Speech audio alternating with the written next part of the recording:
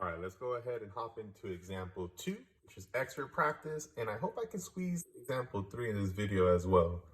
Without further ado, let's get going. All right, so step 1, ladies and gentlemen, we're going to conduct some cross multiplication. We got 5 times 10 plus x.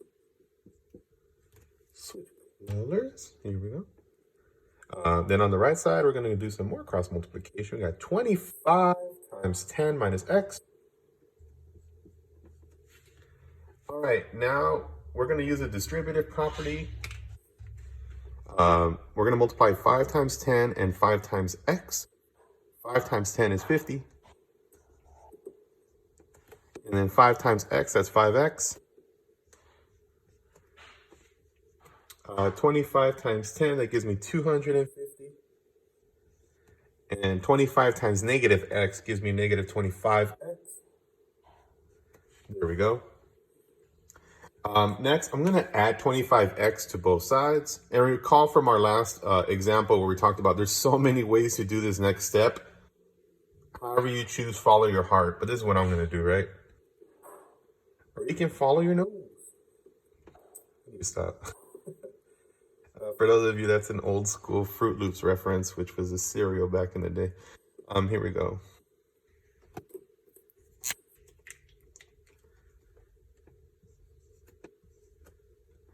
All right, 50 plus 30x. 5x plus 25x gives us 30x. On the right side, we got 250. And then negative 25 and positive 25 are inverse values of each other, so they will cancel out to 0. I could technically write 0x here, but you know, that could cause some confusion, so I'm just gonna not do that. I'm gonna draw this line. Something in my body just says, don't draw that line. I don't know why, but ignore me. All right, next. We have the equation 50 plus 30x equals 250. I want to isolate 30x by itself on the left side, which means I need to get rid of the constant next to it.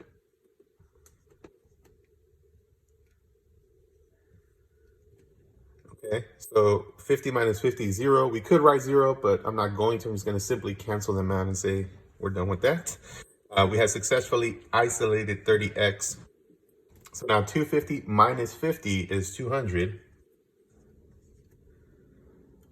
Okay, and then just as a reminder, I'm going to go off to the side. I'm not saying you did, but just in case you do, somehow wind up like at negative 30x equals negative 200. Just in case you did, let me scooch this a little bit to the side. Then at this point, you would divide both sides by negative 1, which will give you 30x equals 200. I'm not saying you did get this, but in case you ever wind up with an equation where there's a negative on the left, negative on the right in this fashion, this is the next step that you want to conduct, okay? You could technically multiply both sides by negative 1. That's another option, but this is just how I like to show it, right? Okay, next, what we're going to do is just divide both sides by 30 here and here. This will give you x equals 200 over 30. Which is excellent. Now we're going to go ahead and reduce this thing here. We can divide the top and the bottom by 10. I do that by simply knocking off a 0, which is kind of a shortcut there. And then there we are. We get x equals 20 over 3. All right, let's go hop into our last example here, ladies and gents. Oh, and remember, you can also check your answer. You can plug in 20 over 3 into here and here. Some of you may find it useful to divide 20 by 3 and get a decimal and plug that into both of the x values and see if the left side and the right side of the equation come out to be the same, okay?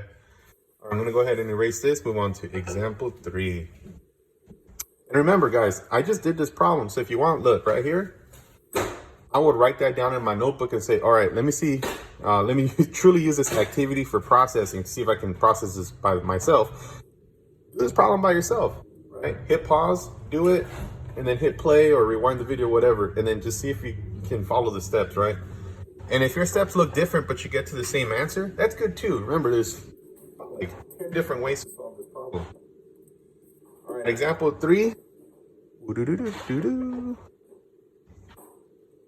How's us looking at 4 over 3 minus x equals 20 over 3 plus x. All right, great. Let's do this. All right, step 1, cross multiply. So we got 4 times 3 plus x. Now we're going to cross multiply this way. So we got 20 times 3 minus x. Great, we're good. We're doing well right there. So now we're going to distribute 4 to 3 and x. 4 times 3 is 12. And 4 times x is 4x. Now on the right side, 20 times 3 is 60. And 20 times negative x gives us negative 20x. Awesome. This, like many parts of this problem, now you can go different ways and do it different, however you wish. That's up to you. What I'm going to do is I'm going to add 20x to both sides.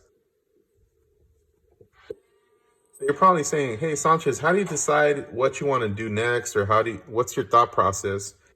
It's kind of just a gut feeling. So for me right now, I'm just saying, hey, I have a negative x value here. If I move it over here, look, I'm going to get a positive x value.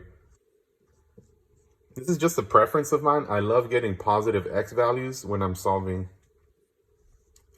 Doesn't mean that's the right way or the only way to do it. It's just a way to do it, and it's based off preference. So I got 12 plus 24x equals 60. I'm going to subtract 12 from both sides. Another line here. Let me switch colors for the sake of like distinguishing what's going on. The 12s cancel out. 60 minus 12, 48. And I'm going to divide both sides by 24. One common mistake I see students do here, for some reason, is like they subtract 24 from both sides, or they divide both sides by 48. Just be aware that whatever is next to the x, that's what you want to cancel, right? So just a little tip there. All right, so now I'm going to just write down this fraction. So some of you right now you might say like, hey, I'm going to divide 48 by 24 in the calculator. That's fine and dandy. That's fine.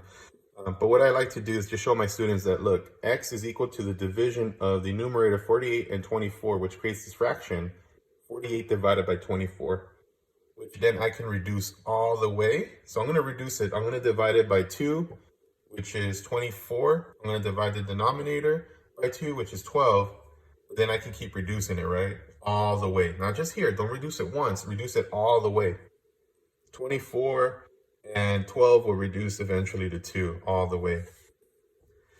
All right, with that said, ladies and gentlemen, once again, if you got this x equals 2 and you plug it in over here into the equation, you can verify whether or not your x value is correct, and we'll make both sides of the equation equal to each other.